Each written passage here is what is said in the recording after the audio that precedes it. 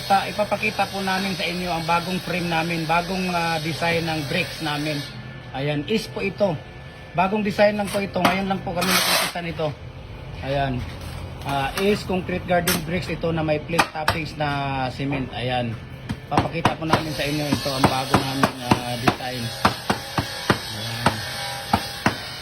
Ayan, bagong design namin na is concrete garden bricks. Ayan. Yan ang mga finished product na niya.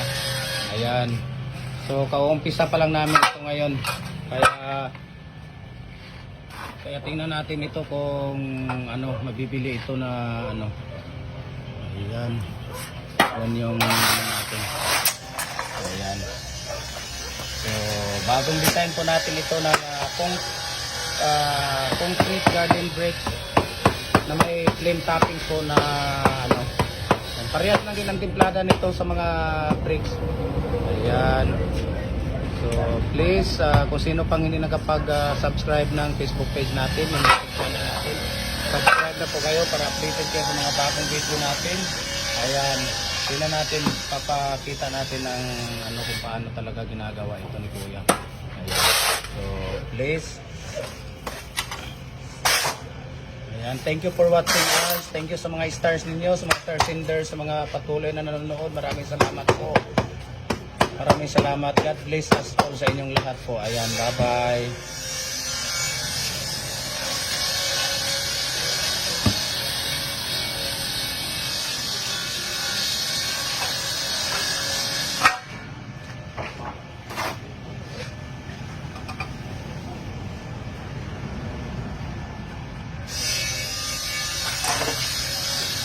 Walang video ng mga tumbar na ako ba? Malaking bar? Wala pa tayong video doon sa malaking bar. Magpalabas tayo noon pagka lalabas natin para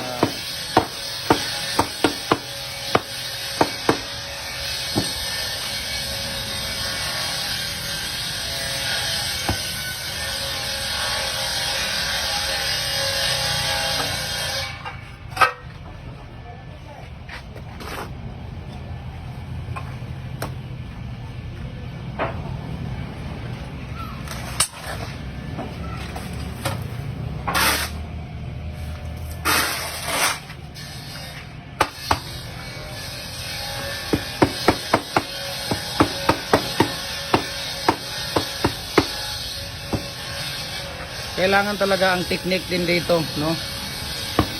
Kailangan talaga ang hollow blocker mo may experience kasi ang pag-mix nito hindi rin basta-basta siya na i-mix dahil yung iba hindi titigas. Ayan, masayang lang din yung pag nag-mix kayo ng walang experience sa paggawa talaga ng hollow block or yung mga concrete product na garden bricks.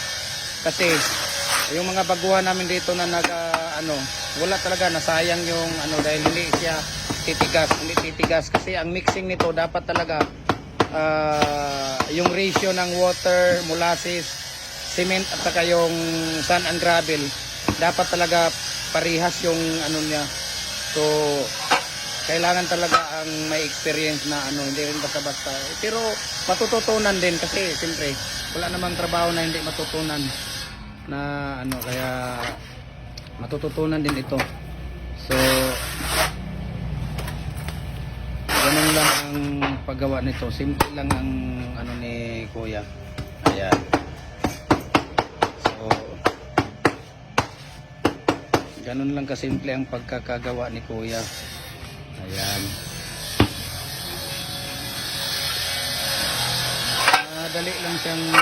Madali siyang tingnan pero mahirap gawin.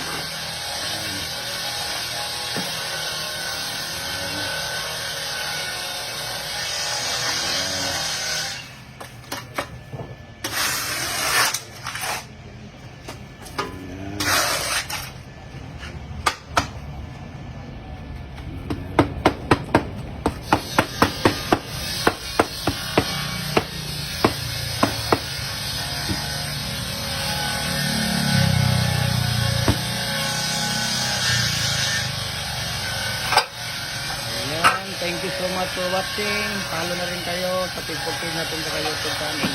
And maraming salamat po. God bless us all. Bye bye sa inyong lahat.